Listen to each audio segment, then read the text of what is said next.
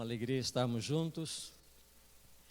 A igreja tem na reunião de oração a sua característica maior. A igreja, nós adoramos a Deus e nós falamos com Ele através da oração. A igreja tem a sua escola sabatina, mas a igreja não é caracterizada por uma reunião do sábado. Não é caracterizada por uma reunião de domingo. É caracterizada porque a igreja é a casa de Deus e a casa de Deus é casa de oração. É casa de oração. Nós falamos com Deus através da oração. E Deus fala conosco de modo muito especial através da sua palavra. Vamos ouvir então Deus falar à nossa alma, ao nosso coração, e vamos abrir a Bíblia no texto que vamos considerar nesta noite. Hebreus capítulo 1 e o verso 1. Eu vou ler, abrir a Bíblia só para este verso. Vocês vão levar para casa, tendo na mente, no coração, o capítulo 1 e o verso 1 de Hebreus. Havendo Deus antigamente falado de muitas maneiras nos pais, nos profetas, ultimamente nos falou através do seu Filho. Através do seu Filho. 3 maneiras bem distintas através das quais Deus fala conosco. Primeiramente, através dos pais. Sabemos que Deus fala de muitas maneiras na natureza, através da intuição do seu Santo Espírito, mas vamos estudar esta noite, na sua palavra, estes 3 meios. Especificamente, estes 3 meios. Nos pais, pelos profetas e pelo seu Filho. Como é que Deus falou nos pais? Quem são nossos primeiros pais? Adão e Eva. A inspiração nos diz que Deus, cada dia de manhã, na viração do dia, de manhã e ao anoitecer, no pôr do sol, falava com os nossos primeiros pais, Adão e Eva. Veio então o pecado. E Deus veio atrás do homem, veio falar com o homem por causa do pecado. E Deus continuou falando. Tiveram que sair, Adão e Eva tiveram que sair do paraíso, mas continuaram ouvindo a voz de Deus. Porque Deus falava através dos pais, nos pais. Como é que Deus falava com Abraão? Como é que diz lá? Muitas vezes Deus apareceu a Abraão e apareceu o Senhor a Abraão nos carvalhais de Mamre. E falou Deus com Abraão, eu sou o teu escudo, teu grandíssimo galardão. Outra vez ele estava na tenda com Sara e Deus chegou para falar com Abraão e Sara e disse assim: venham aqui para fora. Era de noite, olhem as estrelas. Conta as estrelas, Abraão. Deus falando com Abraão. Conta as estrelas, Abraão. Se podes contar, assim será a tua descendência.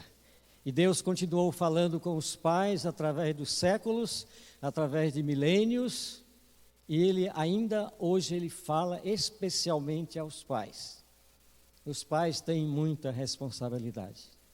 Cada dia que passa, cada dia que nos aproximamos do fim, a responsabilidade dos pais para com os filhos aumenta. E Deus fala, Deus quer falar aos pais, como falou no passado, como falou com Abraão. E os séculos se passaram no Velho Testamento, e veio então o momento em que Deus fez a sua revelação escrita. A revelação escrita. Começou com Moisés, não é isso? Moisés começou a escrever aquilo que Deus falava. E os profetas também, muitas vezes, nós encontramos, assim diz o Senhor, assim fala o Senhor. E Deus foi falando, e Deus foi falando, e os profetas escreveram. Como era a escrita nos tempos de Moisés? O primeiro a escrever, o Pentateuco, né? Os 5 primeiros livros da Bíblia. Como era que Moisés escrevia? Moisés escrevia num pergaminho. Eu tenho aqui um pergaminho, olha aqui. Quer pegar um lado aqui para mim? O pergaminho se usava assim. Ele era um rolo. Este aqui é um pergaminho que eu trouxe lá de Jerusalém. É pele de camelo. Pele de camelo. Era escrito assim, aqui está em hebraico, um trecho do Pentateuco. Pode abrir mais, só para a gente ver o tamanho desse pergaminho. É uma preciosidade. Pode abrir mais. Pode ir. O pergaminho. Então, naquele tempo não tinha eletrônicos, né? Não tinha computador, não tinha telão, não tinha celular. Tudo era em pergaminho, escrito em pergaminho. Muitas vezes se escrevia também em madeira, em pedras, como foi o caso da revelação de Deus com os 10 mandamentos, que foram escritos em 2 tábuas de pedra. Então, isso aqui era um pergaminho. Pergaminho foi construído, ou era fabricado, na cidade de Pérgamo. Daí a palavra pergaminho. Conta a história que o faraó, que construía muitos papiros. Mostra aqui um papiro. Pode enrolar isso aí, eu vou mostrar agora um papiro. O papiro era feito de juncos, uma planta que havia no rio, à beira do rio Nilo. E o faraó, o Egito, durante milênios, fabricava o papiro. Daí a palavra papel. A palavra papel veio de papiro. E a história conta que o faraó brigou com o governante, o prefeito, o governador da cidade de Pérgamo. Aí o faraó disse assim: eu não vou mandar mais papiro para vocês. Aí Pérgamo disse: tá bom, então nós vamos fabricar pergaminho. Males que vem para o bem, né? Se Moisés tivesse escrito os manuscritos da Bíblia em papiro, dificilmente ele teria a prosperidade, a vivência que teve, não é isso? Teria acabado muito mais fácil. Mas Deus, da sua sabedoria, mandou que escrevesse num pergaminho, que era chamado os rolos. E então os profetas escreveram durante aproximadamente 1500 anos. Um pouquinho antes, começou com Moisés, números redondos, 1500 anos antes de Cristo. Escreveu-se, então, os escritos dos profetas. Deus falava e os profetas escreviam aquilo na língua hebraica, e era o povo judeu praticamente que tinham uma exclusividade daquele trecho, né, daqueles livros, até que, por volta do século II antes de Cristo, um rei da região da Grécia mandou que traduzissem o trecho, a Bíblia, a revelação dos judeus para o grego. Foi a primeira versão da Bíblia, das Escrituras, que era o Antigo Testamento, foi a primeira tradução que foi para o grego. Foram escolhidos 72 sábios que traduziram do hebraico para o grego. Por isso, a versão da Bíblia em grego é chamada Septuaginta. Septuaginta, 70 sábios. Foram 72, mas eles costumavam arredondar, então ficou conhecida como a Bíblia Septuaginta. Passaram-se séculos e veio então o século V da nossa era cristã, quando um monge chamado Jerônimo, que depois passou a ser São Jerônimo, foi convidado pelo Papa para fazer a tradução dos profetas na língua latina, que era a língua da Igreja Católica e foi durante milênios, né? Então, São Jerônimo foi encarregado de fazer a tradução da Bíblia grega, ou hebraica, e grega para a língua latina. E ele, para conhecer melhor a língua hebraica, ele se mudou para a cidade de Belém, Belém da Judéia. E ali ele procurou se familiarizar com os costumes, a maneira de viver dos judeus e traduziu então a Bíblia para o latim. Foi a chamada Vulgata Latina. Vulgata Latina, escrita por São Jerônimo, a pedido do Papa. A Bíblia então se espalhou, mas era reservada somente aos padres, somente ao clero, porque a igreja dizia que o povo em geral não tinha capacidade de interpretar a Bíblia.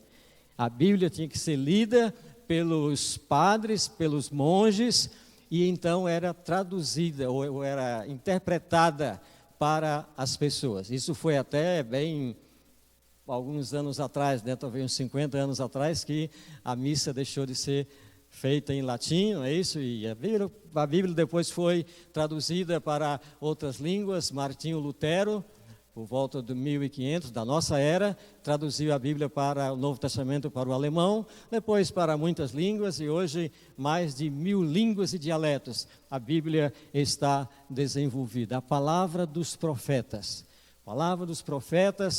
Chegando a palavra de Deus através dos profetas, dos escritos, chegando em todo o mundo. Hoje a Bíblia é o livro mais comprado, o livro mais lido no mundo. Não tem nenhum livro que seja mais lido e mais antigo, tem escritos, mas antigo e lido no mundo é a Bíblia Sagrada. É o livro por excelência, chamado o livro por excelência. É a palavra de Deus. E Jesus disse, este evangelho do reino será pregado em todo o mundo, em testemunho a todas as nações, então virá o fim. É o que nós estamos vendo. Hoje não se pode mais dizer que tal cidade, tal região não está evangelizada, não tem a verdade, porque a Bíblia hoje está na palma da mão. Qualquer parte do mundo, quem quiser saber a respeito da palavra de Deus, tem na mão. A gente entra no supermercado, eu estava vendo hoje a Bíblia da mulher, a Bíblia da vovó, a Bíblia, um monte de Bíblias, vendendo no supermercado. O livro mais lido do mundo é a palavra de Deus. Tem sido o livro mais perseguido, o livro mais odiado, mas é a palavra de Deus. É Deus falando à humanidade, falando aos seus filhos. Deus fala através dos pais, ou aos pais, fala aos profetas, é a sua palavra, e tem falado pelo seu filho. Seu filho. Jesus disse, vós examinais as Escrituras, porque julgais ter nelas a vida eterna, e são elas que de mim testificam. É o Filho, porque Deus amou o mundo de tal maneira que deu o seu Filho unigênito, o Filho unigênito de Deus. Deus fala através do Novo Testamento, a vida de Jesus. Deus fala através da cruz, onde Jesus deu a sua vida preciosa para nos salvar. Deus nos fala através do Filho, sempre não existe nenhum meio entre Deus e os homens, através dos quais Deus fale conosco, a não ser através do seu Filho. Porque Deus é amor. Deus nunca deixou de falar com seus filhos. Nunca. E Ele nunca vai deixar, porque Ele é eterno. E a coisa maravilhosa, além da gente saber a história profética, além da gente saber tudo que se tem ouvido a respeito de Deus, quem é Deus, como Ele fala, qualquer circunstância, de uma maneira ou de outra, aqui e acolá, nós podemos saber que nós podemos falar com Ele. Ele fala conosco de muitas maneiras, dessas 3 maneiras em especial, mas Deus fala conosco e nós podemos falar com Ele. Como é que nós falamos com Deus? São João capítulo 14, versículo 14. Jesus disse: e tudo o que pedires ao Pai, em meu nome, Ele fará. Tudo. Jesus não está dando aí fazendo aí um resumo, diminuindo as coisas pelas quais nós podemos falar com Ele. Tudo o que pedires ao Pai. Aí nos leva para o Pai Nosso: seja feita a tua vontade, assim na terra como no céu. Deus fala conosco e nós falamos com Ele. Jesus disse: vinde a mim todos os que estáis cansados e oprimidos, e eu vos aliviarei. Tomai sobre vós o meu jugo, aprendei de mim, que sou manso e humilde de coração, e achareis descanso, paz para a vossa alma. Graças a Deus pela revelação em Jesus. Graças a Deus porque nós podemos falar com Ele, e nós devemos nos habituar a falar com Deus. Lembra da experiência de Samuel? Samuel, quando ouviu Deus falar com ele, chamá-lo, falar diretamente àquela criança, então Samuel foi instruído e Samuel disse assim: fala, Senhor, porque o teu servo ouve. Disse um escritor que hoje em dia muitos de nós dizemos assim: ouve, Senhor, que o teu servo fala. A gente quer falar muito, mas nós devemos estar dispostos a ouvir o que Deus tem a nos falar. Recentemente eu me submeti a um exame ressonância magnética.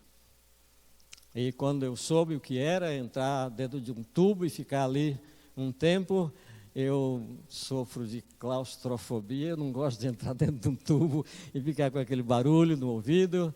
E a última vez que eu fui, eu perguntei ao técnico: quanto tempo eu vou ficar aí dentro desse túnel aí? Ele disse assim: uns 40 minutos. Eu disse: não aguento, o que é que eu vou fazer? Uma vez que eu fui, eu ia pregar, então eu recapitulei um sermão, depois 2 sermões ou 3, que eu não falo muito, e então não foi fácil. Dessa vez eu pensei o seguinte: eu vou orar, eu vou fazer uma oração em favor de outras pessoas, não por mim. E eu disse: eu vou orar pelos meus irmãos e as suas respectivas famílias. E eu comecei a orar por uma irmã que é a mais velha, o esposo, 2 filhas, 4 netos, e assim eu fui. Continuei orando pelos meus irmãos. Sabe quantos irmãos nós somos? 10. 10. Graças a Deus, todos na igreja. E eu fui então orando por aqueles meus 10 irmãos e irmãs, respectivas famílias, e foi, depois eu já tinha anotado, eu tinha 74 pessoas da minha família por quem eu orei ali fazendo a ressonância. E poucos dias depois eu liguei para o meu irmão mais novo e contei a experiência para ele. Eu disse assim: olha, eu fiquei orando por toda a família. Eu sempre oro, mas ali no tubo, na ressonância, eu orei por toda a minha família. Aí meu irmão disse assim: então não foi uma ressonância magnética, foi uma ressonância intercessória. A oração intercessória, não é? A oração que a gente intercede pelos outros, os que estão ao nosso redor. Se a gente fizer oração só por nós estamos fritos. Lembro a história de uma menina que ela estava aprendendo a orar e a mãe ensinou para ela como orar. E ela foi então orar um dia, estava aprendendo a orar sozinha, e ela disse: Papai do céu, abençoa a mim que eu vou para a escola amanhã cedo, abençoe que eu possa tirar uma boa nota, abençoe que eu seja guardado, que nada de mal me aconteça. E falou. O nome dela era Glorinha. Aí quando terminou, a mãe disse assim, e ela terminou dizendo assim: em nome de Jesus, amém. E a mãe disse assim: você não devia ter orado em nome de Jesus, amém. Você devia ter orado em nome da Glorinha, amém. Porque ela pensou só nela. A oração intercessória, a oração pelos outros, O apóstolo São Tiago diz: orai uns pelos outros. Orai uns pelos outros. Se a gente orar mais pelos outros e menos por nós, nós estaremos mais em comunhão com Deus. Ontem estive visitando o irmão Elô no hospital e eu levei a esposa e os filhos que estavam lá também, a filha estava lá, e eu levei um livro intitulado Você Vai Sair Dessa. O nome do livro, Você Vai Sair Dessa. A família agradeceu, eu digo, leia aqui, se puder ler para o Elon, leia, mas a dona Marli disse, eu vou orar, eu vou ler o livro todinho, pode deixar. É um livro do Max Lucado, um escritor cristão, evangélico, muito lido no mundo todo, e é um livro, esse é muito especial. Você vai sair dessa. Quem é que faz você sair dessa? Quem é, Beatriz? Deus, né? É Deus. Os médicos fazem o tratamento, mas quem cura é Deus. Quem cura é Deus. Quando Jesus esteve na terra, bastava ele dizer uma palavra, como disse aquele que estava suplicando, né? Dize uma palavra e o meu servo sarará. Uma palavra. Se Deus, minha filha gosta muito de dizer assim, quando está doente, a minha filha mais velha, ela diz assim, Senhor, toca aqui, toca do meu braço, toca da minha coluna. Um toque de Deus, uma palavra que Deus profira, então tudo será resolvido. Confiar, confiar, confiar. Deus nunca vai deixar de falar com você, se você estiver disposto a ouvi-lo. O Espírito e a esposa dizem. Quem tem ouvidos, ouça o que Deus tem a falar. Eu gosto de, nesse meu sermão, de fazer um pedido que é um tipo de tarefa de casa da reunião de hoje. Quando você se ajoelhar, não se levante logo não. Você fez o que queria fazer, falou o que queria falar e Deus não falou para você. Então, eu ainda não consegui me habituar a isso. Mas estou tentando.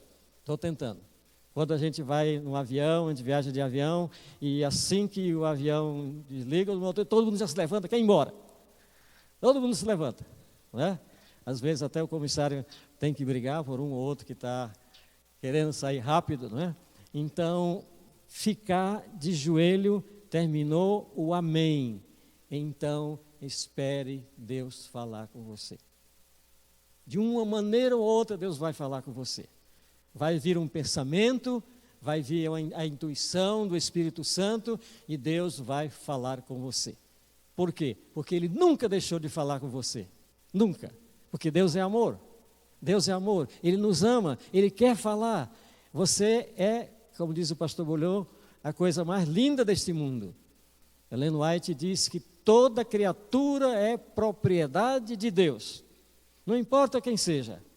Ateu, comunista, terrorista, todos são criatura de Deus. E Deus está falando com seus filhos. De uma maneira ou de outra, Ele está falando.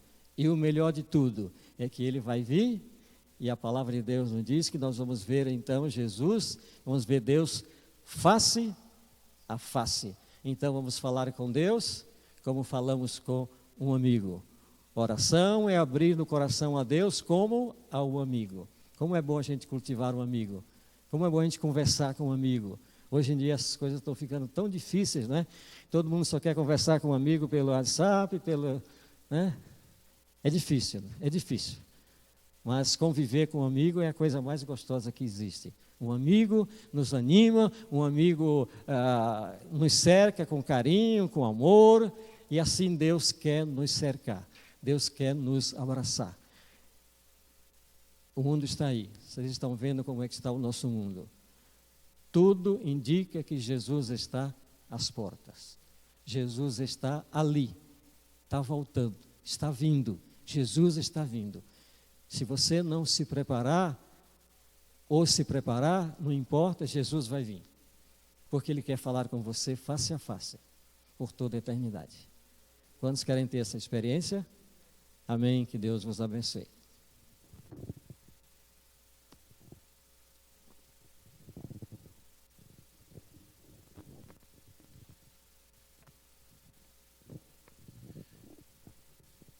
Que bom, né? Que Jesus, Ele fala a cada um de nós.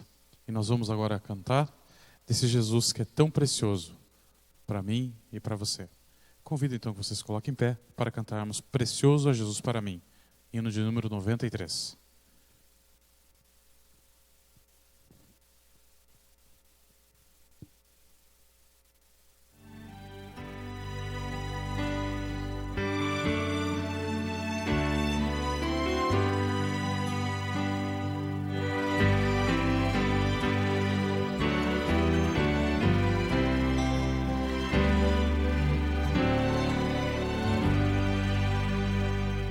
Precioso é Jesus, o meu Rei Salvador, a Ele somente darei meu louvor.